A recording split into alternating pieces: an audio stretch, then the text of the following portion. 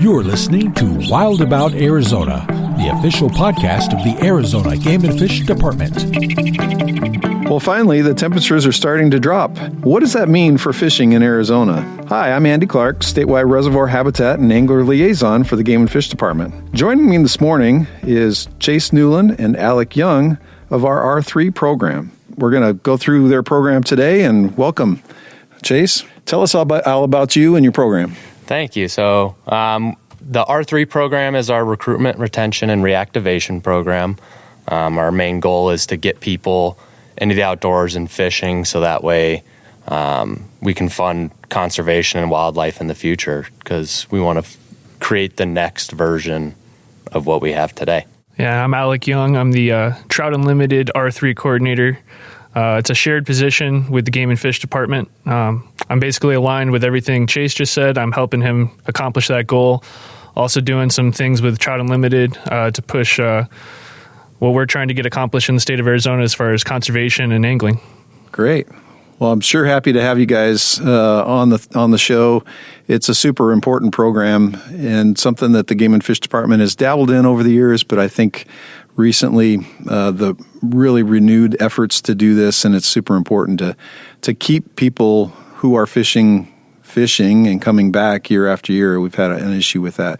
So Chase, tell me about the program specifics, or just anything you want to kind of highlight to get folks familiar and activated with the R3 program. What's R3? Well, you already described it, but yeah. So for our program, our main goal is to have a bunch of different partners. So we really emphasize the partner model. So we partner with organizations like Trout Unlimited, and we just have a bunch of angling-focused organizations that all hold events for us, and then we support their events in any way we can. So we can get the biggest reach out to as many people as possible, and just teaching kids how to fish, bringing their families along, getting their parents to learn how to fish. And so this just helps us, fund wildlife conservation. Like I said, that's our main goal. It's less about the people fishing and more about continuing on the traditions of wildlife management. Gotcha. Yeah. So what I'm hearing, that sort of focuses on recruitment. What's I think a little more nebulous part of it is that retention and reactivation. What is that? Of course. What does that mean? Retention is always difficult. So one great way to encourage retention is to ensure that people are getting a license. That one-time thing of let's go try fishing once with a free fishing event doesn't seem to work.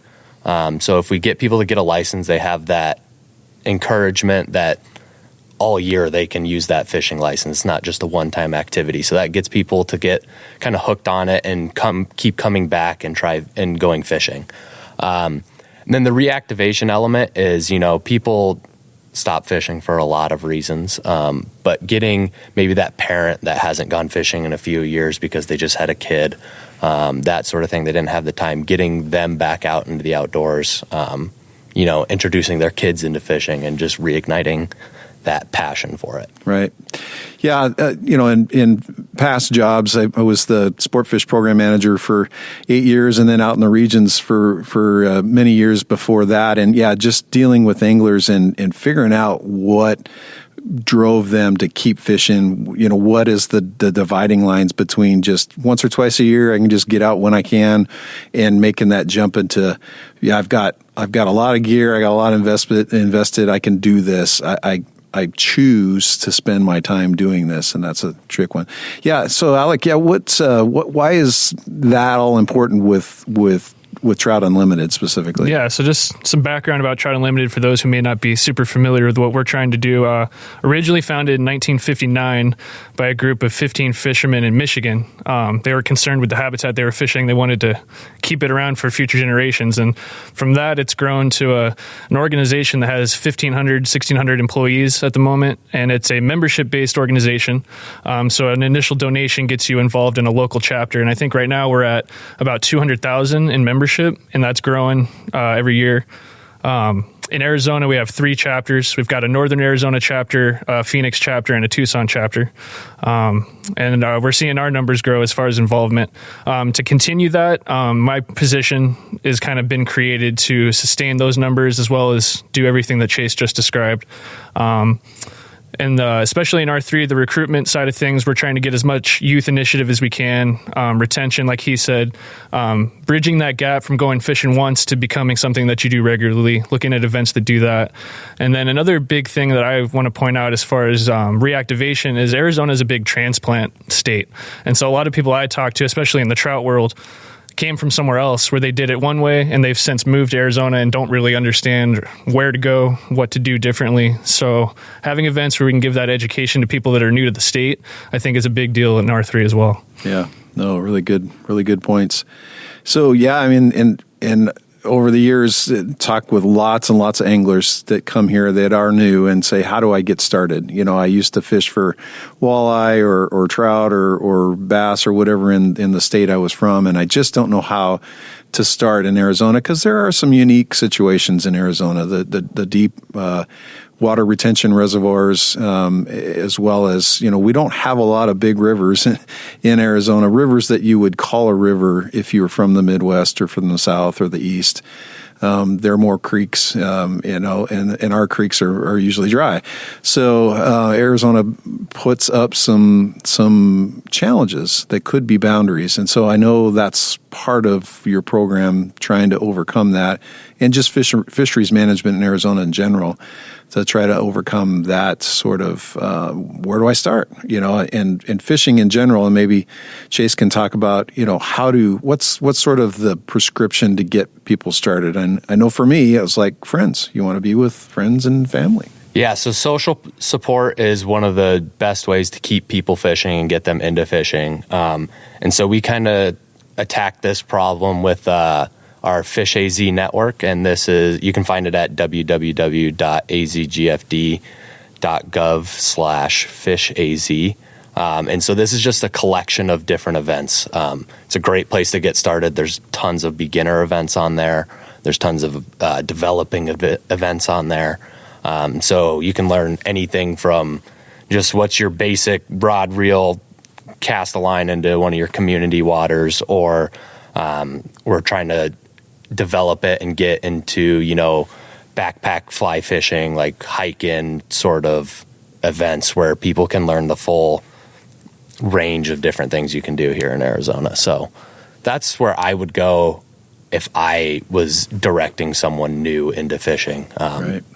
And Alec, for groups like TU, these chapters that you talked about, those are huge because, you know, people get into little phases in their life where maybe they don't have friends around, or maybe they don't have family that's willing to or wanting to do what they want to do. And these clubs are really great to plug into. Maybe talk about what the chapters do and how that helps the R3 effort. Keeping people engaged. Just like Chase was talking, as far as the Fish AZ network, TU is lucky in that it kind of has that built in with the chapter method in the system. If you were new to Phoenix and you already were a TU member somewhere else, you kind of get transferred into the Phoenix chapter and you become a member. It's called the Zane Gray chapter here in the Valley. It's a good network of people, like Chase was saying, to get involved with. The good thing about TU chapters is a lot of the members are also involved in various clubs that are associated with that Fish AZ network. We have a couple in the Valley that I'll highlight called the Arizona Flycasters, Desert Flycasters. I can name numerous people in our Zane Gray chapter that either run those clubs or are a big part of them. So if you were to become a TU member here in the Valley, you're instantly connected with people that know where to go, know what to do, are willing to go fishing with you. There's no hesitation or difficulty in finding somebody that'll go fishing with you and show you what to do. So both the Fish AZ network and our TU chapters do a great job of bridging that gap for you if you're a transplant or somebody new to the state. Right. Yeah, because everybody likes to catch fish. You don't like to go out and then get skunked or feel frustrated. And so tapping into these networks, because conditions are changing so wildly around Arizona and the West for sure with the changing things, the changing climate and all that. So just adapting to that and figuring out new methods, new strategies to catch fish. It's because a lot of these clubs are involved in other conservation activities that the department does and other people do, the Forest Service and the Fish and Wildlife Service and others. Great clubs the clubs are great at plugging into those types of activities. And so if you want to do that as well, you don't have to be necessarily as avid a fisherman. You can go and join these clubs to participate in the activities that they are as well, and just figure out, where you want to plug in. So. And yeah, I moved here about a year ago, and I met a few people in desert fly casters, and they've taken me fishing on the Salt River a few times and showed me the ins and outs, where to go, what to do. So being a transplant myself, it's been really helpful to meet those people and have someone show me what it's like to fish in Arizona. Right.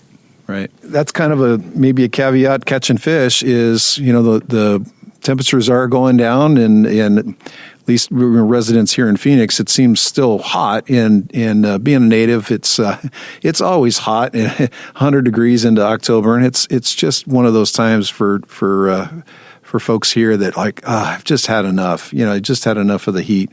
The reality is a lot of other parts of Arizona have been cooling down for a while now, and the fishing has followed that. And so, growing up, I know I learned how to fish at Big Lake, going up and spending my summers in the White Mountains, and I know a lot of people that still do that.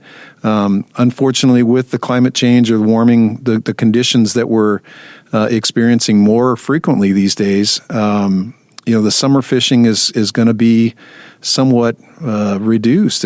I know I've talked to people they just don't catch as many trout as they used to, and the trout that they do catch aren't as lively, and they don't survive like they used to.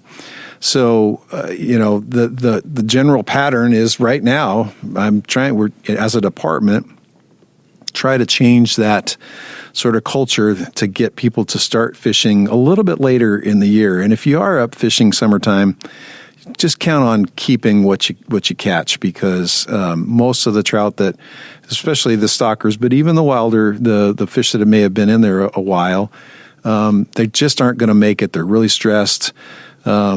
Maybe one of you guys can talk about your experiences with some summertime fishing and maybe this transition, and then we'll kind of talk about maybe some hot spots of fall forecast here in a bit. Yeah. Go ahead, Chase. So during the summer, usually I'm switching over to carp, doing carp fishing and bass fishing, and then once it starts to cool off a little bit, right around now is when I'm really starting to go after trout and looking for those cold water species. During the summer, it's just a little too hot for them. You get that delayed mortality of you let the fish go and it's not going to make it, whether it swims off or not. So I really try and switch over to, fly fishing is kind of my big thing. It's what I like to do. So I'll go to those little mountain streams up in the White Mountains, up in the Payson area, and go fish for trout up and around there. Yeah, it's funny you mentioned going to Big Lake growing up. I'm originally from Tucson, born and raised in Tucson, and kind of our escape when I was growing up is to go to the White Mountains and go fishing. Spent a lot of the time on the White Mountain Apache Reservation lakes, specifically like Holly Lake, Little Bear, places like that. And it's funny, back then, the thing to do was to go up there in the summer, escape the heat, and go trout fishing. And then when it cooled off a little bit, take your boat and go bass fishing. Whereas now, I kind of realize it's the opposite. I've spent this year on my bass boat all summer on the Salt River Lakes bass fishing. And then now that the temperature's starting to go down, I'm going trout fishing and realizing that it's actually better for the fish. It's better for fishing, catching fish in general, is to kind of switch those seasons up a little bit. I was just up last week or the week before on the Black River, a couple of different spots. I was at the West Fork of the Black River up near Big Lake catching Apache trout, and that section of creek is really starting to pop off as far as fishing goes. And then we went down a little bit on the Black, south of the White River, and caught some smallmouth bass, and actually caught a round-tailed chub out of the Black River, which was my first one that I'd ever caught on a fly, so that was really cool to see too. Yeah. Yeah, we're real fortunate to have several native species of sport fish in Arizona. Two of them are trout species, the Gila trout and the Apache trout, that aren't found anywhere else. for sure. Gila trout you can find those in New Mexico, but Apache trout are pretty much just Arizona, and that's really special, I think. And then of course the round-tailed chub that we're always called the Verde trout from settlers, from folks that were coming into Arizona at the turn of the century, because they behave a lot like trout. And their foraging and their activities, but they are found a little bit lower and a little bit warmer water, sort of that intermediate zone. So don't when you're planning your fishing trip, don't forget about those species, and that's a whole different podcast. We could get into that, and we're just talking about that. We're hoping to maybe do more of these for fishing. So maybe we'll get to that at some point, and focus on it. But today I really kind of wanted to hit the hot spots, kind of a fall forecast, because it is, we've started our, we already got through the catfish stocking at the community fish program lakes around the valley in Tucson and a few northern Arizona locations. And those are really, the catfish stockings have been a really great stopgap between when fishing slows down for trout and, up north, people have something that they can go target in some of these places and still catch fish. Yeah. Right. And for sure. But we're going to be transitioning into stocking more trout at the CFP lakes. How does that play into your program? Do you guys you're talking about your Fish AZ network. Does the trout stocking, do you guys kind of try to target some activities around those? So a bunch of the different organizations, once the trout stockings start happening, they kind of switch their events over. So, they'll do it more, in the morning when trout are usually biting. They'll host those events at all of the community fishing lakes. And so, it changes, but it doesn't. We still host the events, but you're just targeting different species. You're still catching fish, which is nice. The catfish has been huge, especially in the summer. It gives people a fish to go target, and they're not just sitting around twiddling their thumbs waiting for the weather to cool down. There's no trout, let's not go. Exactly. So we get a ton of people who are really into the catfish thing, but switching over to trout in the community fishing waters is always a good time of year. And they stock every 2 weeks or so. So with the water cooling down, you can target them a bunch of different ways in these community fishing waters. It's not just to cast a hot dog out there on a line. You can fly fish for them. You can throw spinners for them. You can use bait. You can do a lot of things. I was just going to mention, TU takes advantage of the trout stocking in the community lakes as a method of teaching casting as far as fly fishing goes. It's a lot easier to take somebody who's brand new to fly fishing out to one of those lakes. There's a lot of room behind you. You're not, going to snag a tree on a small White Mountains creek.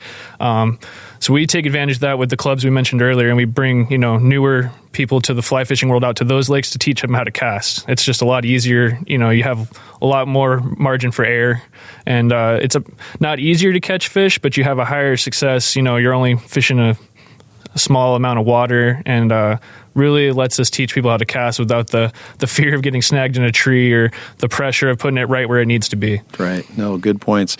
Before I let the thought get away, Chase mentioned stocking every other week or so, every 2 weeks. That's gotten a little more variable. So I wanted to mention that. And again, www.azgfd.gov /fishing. You can find the community fish program stocking schedule there, because not every lake gets the same amount or frequency.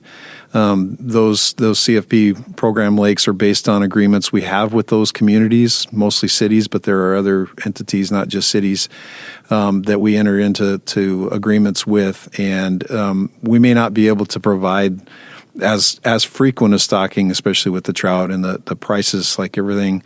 The prices for trout have gone way up, as well as catfish as well. So some areas we've had to kind of reduce the amount of, not necessarily the amount that we're putting in, but the timing of it. to bring them in at times where we can get the fish. And again, water quality is huge. Just because it's on the stocking schedule, we've got to make sure that we're not just putting fish in warm water or where there's algae blooms or the pH is really high. Yeah, you got to make sure you stock them where they're going to survive and people are going to be able to catch them. No point in putting fish in a place where they're not going to live. Yep. One big distinction between catfish and trout: you can throw catfish into pretty much anything and they'll be okay for a while. And trout need that water quality like you're talking about to survive. So there's a big difference there. Even as tough as catfish are, they're coming, several thousand miles or so from Arkansas. They come in on a big truck, and they're cramped, and sometimes they won't last either. We've found with algae blooms and things like that. We've had some dead catfish the last few summers. Unfortunately, we have shifted the catfish stocking later than we used to have it as well for that very reason. Because just with the warm water temperatures, like catfish that are resident are pretty tough. They'll take care of them. But when you're stocking them in there, they can shock as well. And I'm sure some anglers around Phoenix and Tucson can tell you. They've seen some dead fish, and so we try to minimize that as much as we can. But going in, and we talked about Big Lake, for a fall fishing forecast, and talking with the fish program managers and stuff in Region 1s and 2s. Big Lake is one of those that's come back, and Big Lake has had some challenges this summer and the last few summers with algae blooms and warm water, just like everywhere else. But right now, the fishing's on fire. So I don't know, Alec, you were up there. You want to talk about, have you fished that or heard about it? I mean, from my reports, the people are really catching fish. Yeah, Big Lake is traditionally, like you were saying, one of the places you go if you don't want to catch, just any fish. You want to catch the big trout that you're looking for. Big Lake's traditionally one of those places. Typically, when I would go, we were without a boat when I was a child, so we would mostly be shore fishing. It's a little more difficult shore fishing at Big Lake. If you got a boat, you're going to do very well. Another cool thing about Big Lake in particular is you have a chance to catch a cutthroat trout out of Big Lake, and you don't have a chance to do that in a lot of other places, so that's a cool aspect to it. Even now that the temperatures are starting to drop, it's always a good idea to fish as deep as you can in a lake like Big Lake. Get down as far as you can in the water. I know a lot of people that go there and troll for trout, big trout, and do very well doing that. And I know some people that go there and fly fish and do really well. So yeah, right about now is the time you want to get there. And then those surrounding creeks, like I said, we were on the West Fork of the Black, the Little Colorado, at Sheep's Crossing right there next to it. Those are both great spots to be. Yeah. Some of the things, and maybe Chase, you can give some advice real quick on maybe some techniques, but like small leech patterns, midges. Yeah. So I also work at AZ Fly Shop part-time. So we've gotten a lot of good reports coming out of Big Lake. People are catching them on just about everything, but yeah, little leech patterns, fishing chronomids underneath an indicator has been working pretty well. And big streamers on a sink tip fly line has been working really well. If you just cast it out there, let it sink, 10 feet, and then just start stripping it in little foot-long strips, give it a little pause, and that seems to be when they're hitting it. Fantastic. Yeah, Becker Lake is another one up there that the department's one of our blue ribbon lakes, and the department owns that lake and administers it. So, it's had its challenges as well. Still a tremendous opportunity to catch big trout and tiger trout. Mm-hmm. Tiger there lately. Maybe you can talk about from your reports from the fly shop. From the fly shop, yep. We've seen a lot of people catching fish out of there. A lot of them using semi-seal leeches, woolly buggers, just your typical little streamers. That seems to be working the best right now. Some bugs that have been working are little damsel patterns. But yeah, for the most part, it's been leeches that have been getting them up there. Yeah, and these lakes that we're talking about are great. For the people that don't know, we have something in the state called we have a native trout challenge as well as our Arizona trout challenge. And it's essentially you're trying to catch the various species of trout that we have in the state. And Becker, I know people that have gone there and caught some of the biggest tiger trout that I've seen come out of the state so far. That's a really good spot for that. Like I said, Cutthroat out of Big Lake. If you're looking for Apache and Gila, we've talked about a couple places already. But if you don't know about that program, it's on the website. It's a great thing to do. It takes you to a bunch of different spots, maybe some places you haven't been, some species you haven't got yet. I always like to talk about that. You get to see a little bit of everything with that challenge. Yeah, and it takes you out of your comfort zone, so you're not fishing for the same thing over. And it lets you experience something new. That's what I really like about that challenge. How important is that for the R3 effort? That kind of makes it interesting, right? If you're wanting to keep people re-engaged. It gets those people that have maybe been fishing that are just kind of like, all right, I've kind of done it all. It allows them a new avenue to go fishing. They get to experience a new thing. They get to try new techniques.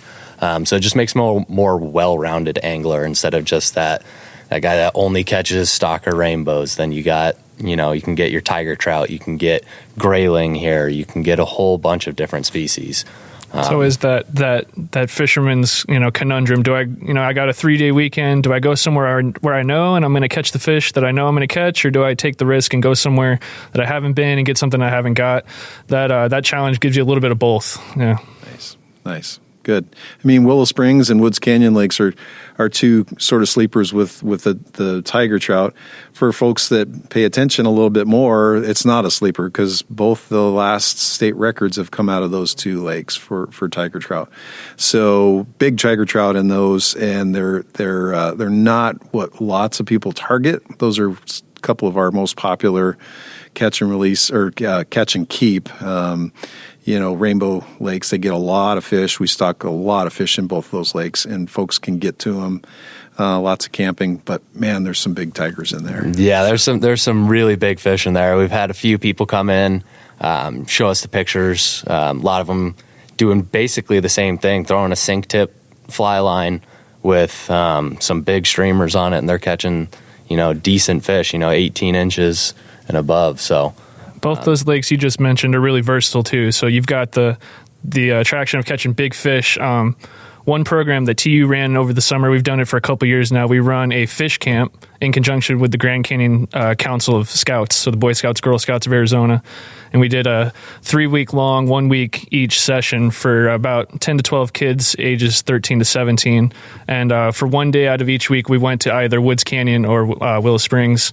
And while you're talking about those big fish, they also have a lot of fish. You're talking about how much they stock. So if it's a group of new kids that you don't have a ton of experience, it gives you that opportunity to catch a lot of fish too. And right off the shore, we were actually in canoes and we were doing fly fish. We didn't have sinking lines, so I was kind of worried at first, how deep are these fish going to be? We had regular, basic setup for fly fishing, and everybody was able to catch a trout. So very versatile lakes. Yeah, as it kind of keep moving along the rim there and closer to Flagstaff, there's some hot spots in that Flagstaff area as well. Ashurst has lots of fish, pretty well stocked. And so the reports out of there or that's Lower Lake Mary's another one that grows fish and has some fish in it, and all the way over to Williams and Dogtown with lots of trout. Dogtown's got some warm water species in it as well, good bass and crappie. So don't miss out on some of those opportunities as well. And I think the same tactics work as you go across there. Yeah. Yep. Those tactics will work just about every lake in Arizona. It's kind of a foolproof way of catching fish. Yep. So for me, fall is always signaled brown trout season, right? Brown trout spawn in the fall versus the salmon, brown trout or true trout, right? They're the European, people call them German browns. Mm-hmm. They spawn in the fall. The other rainbows and whatnot spawn in the spring. So right now you're getting into prime season for aggression in brown trout, right? And if you're looking for a 20-inch plus brown trout, now's the time to be up. Talking about the White Mountains, the Black River, East and West Fork of the Black River, and then as you go across the rim, there's various places, Chevelon Creek and Canyon. Yep. So if you guys talk about a little bit about that, I know the reports have said main stem Black River, East and West Fork, but if you guys have any firsthand experience on those things, brown trouts are brown trout's big right now. Brown trout's fun. I mean, a lot of the times you're not, specifically targeting that, and you're catching rainbows, and then bam, here comes those German brown trout, and you're like, wow, that feels different, and then you get it there. Awesome fish. They're usually a little bit bigger. I've always had the best luck for brown. Reservation Lake, I've done really well there. I think the state record actually is out of Reservation Lake as far as brown trout goes. Taking a float tube there a couple times and just throwing some bigger, some Rapalas or, fly fishing with some bigger streamers, things like that at that lake has always yielded me some brown trout opportunity. Yeah. And low light conditions, right? Dawn and dusk. Dusk for sure, The big brown trout come out even at night. I've had guys fish at night if you've got a little bit of a moon or something. Yep. Me and a few buddies actually went to Canyon Creek, and we're throwing mice at 2 a.m, stripping them across. I mean, you can't see anything, but you hear when they eat it. So that's definitely a cool way to target those big browns. And the old fishing cliche of one more cast is really true, especially with big trout. I mean, the biggest trout I've ever caught was a rainbow, and it was just about as as dusk was about to disappear and become night, and I said one more cast, and lo and behold, the biggest rainbow I ever caught. So definitely dawn and dusk for those bigger trout. Definitely. Good.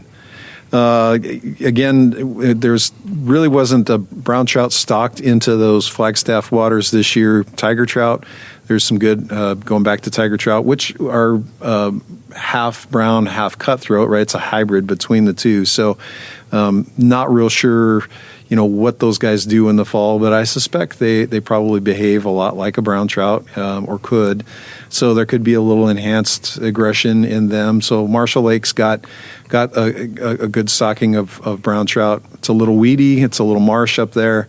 But if you can get onto Marshall, you might get a really nice tiger trout, as well as Cataract Lake over in Williams. Again, got stocked.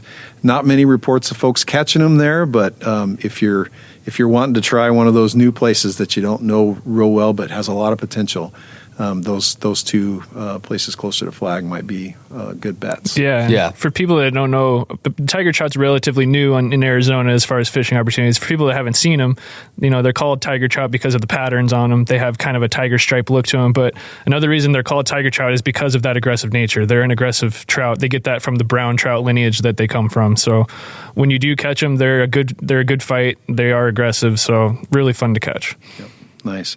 Now we spent a lot of time, on the cold water stuff, the trout. But like you said, you fish for bass all summer. Yeah. And a lot of those summer patterns apply well into October, November, in the desert reservoirs and even some of the higher country lakes where the water is usually, especially in the desert, usually about a month behind the air temperature. So when the air temperatures start getting into the lower 90s and the 80s, the water temperature will follow. But it's always a lot, behind, weeks behind. So for like striper fishermen, I know under lights is a big thing, hitting the boils. That can go well into October. So keep looking for stripers on the surface, even into November, until the storms. If we start getting more storms coming in, that'll drive fish deep. But for largemouth, same way, they're going to stay shallow as long as the weather allows them. Because the water temperatures are warm. And again, streamers and some of those things. If you're not a straight lure fisherman or whatever, fly fishermen can do well. I've caught number one fly is a game changer, a white game changer. I've caught bass all summer on. It's been almost impossible to keep them off with the fly. So I'll have my bass boat out, through November, almost into December. Like you said, the water temperature comes after the air temperature, so you might be a little chilly on your drive out to your spot. Right. But bass fishing, they'll stay in the shallows, like you said, as long as they can. Even if they go a little bit deeper, if you turn to maybe some jigging action, if you got a good, fish finder, or if you do some drop shotting, if you're more of a crankbait kind of guy, if you turn to that method, you're still going to do pretty well through those months. Right. Well, super. Let's see. Yeah, getting in, we already hit on the CFP, the Lower Salt River is another place that a lot of folks in the valley really turn to for trout fishing.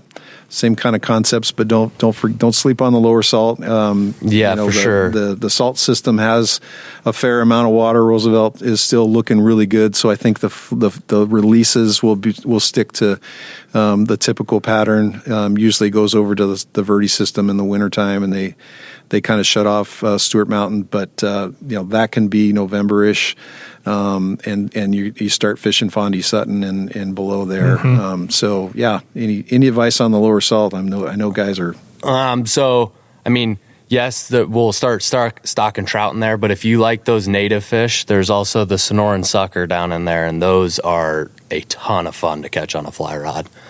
So I've been using. Last year we were using 6, 7, 8 weights, just fishing little nymphs, worms, that sort of thing under an indicator, and they'll get you into your backing real quick. Nice. So they're a lot of fun to catch. Yeah, I call home right now in the East Valley, so for me, the lower salt's the closest thing fishing-wise for me besides a community water, so it takes me about 15-20 minutes to get to Fondy Sutton and all those areas. I'm looking forward to the trout stocking. I know in the past I've gone and you're trying to catch trout. They have real aggressive bass in there too. So you throw something out, you're thinking of trout. There's tons of bass. Stay off to the sides of fast moving water. You don't really need to get too deep. You stay to the sides, you throw off the sides of the lower salt, you're going to do pretty well. Okay. Super. Maybe one more thing and we'll kind of wrap it up. Just as a general rule, and I know from my recent experience with the Habitat Improvement Project, Reservoir Habitat, we try really hard to put habitat into places where lakes maybe don't have a lot of that. It's usually warm water fish, and the bass and the bluegill will kind of orient to that stuff and make it a little easier for people to find them. But especially in the community fish program lakes, folks use some pretty heavy tackle. And so I would want to just mention it and encourage folks to use as light of tackle as you can for the most part.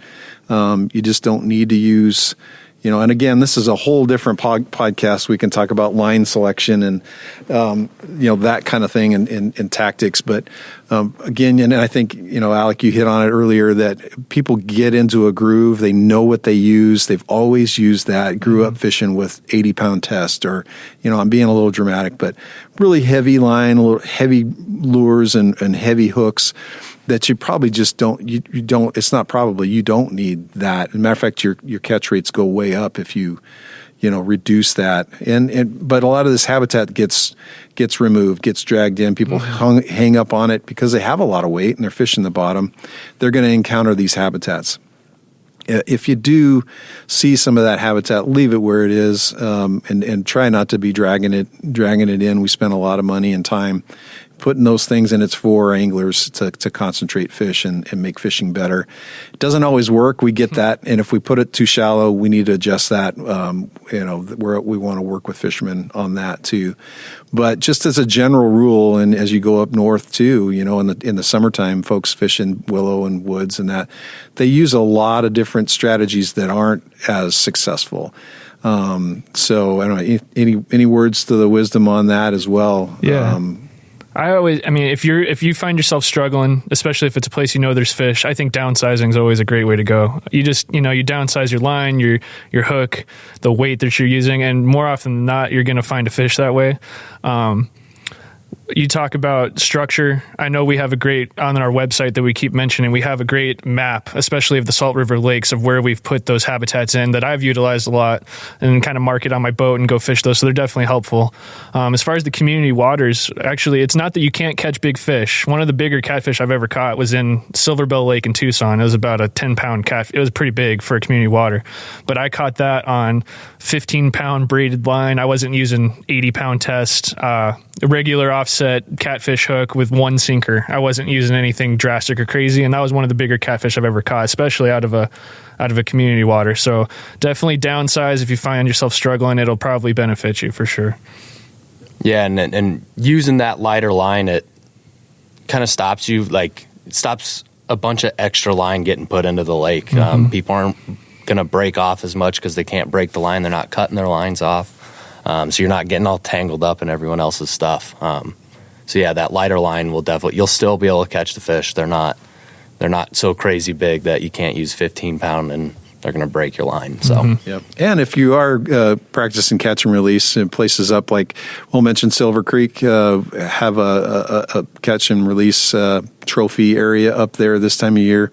Really successful, really large trout, special place, and just encourage folks to in that case, limit the amount of play that you put on those big fish. And we've noticed, make sure you're still using the appropriate gear, but just don't go overkill. So, Spring Creek, I would be using a 6-7 weight rod, 1X tippet, but get the fish in, don't overplay it. They're going to be stressed. They're seeing flies go past them every day. So just make sure you're not overplaying the fish and leave them in the water so someone else can catch them after you, Yeah, there's places where you have to play the fish because it's a bigger body of water. You have to, to get it over to you, you're going to have to play it a little bit longer. Silver Creek, luckily for us, isn't one of those places. It's not gigantic, so you should be able to play the fish in. And I always like to mention, use a net when you're handling it. Keep it in the water while you're removing the hook. Really reduces the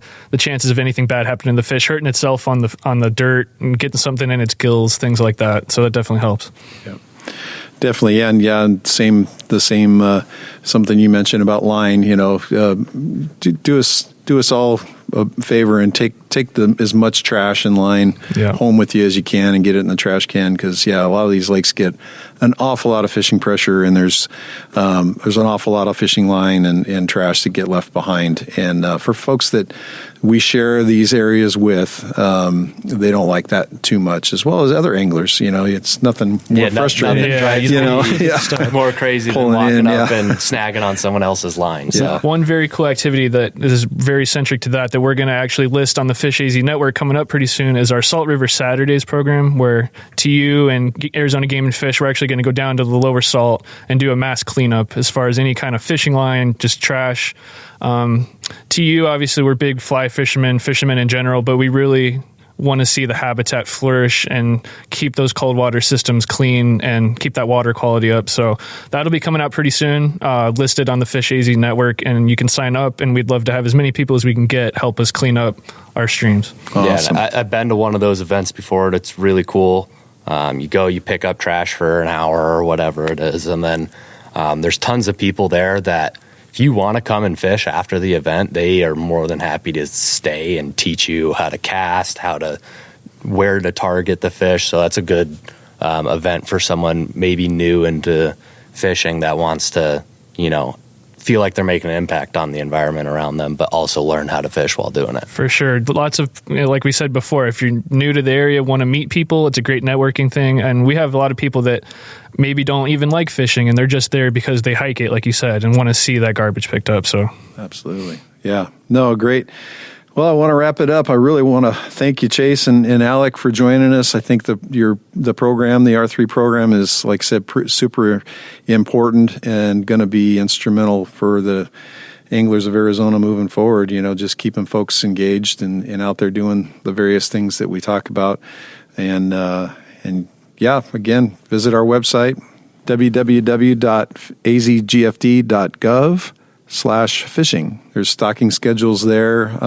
There's the Fish AZ network off of that same link there as well. So, again, thanks, Chase, and thanks, Alec, for being here. Any closing remarks that you want to?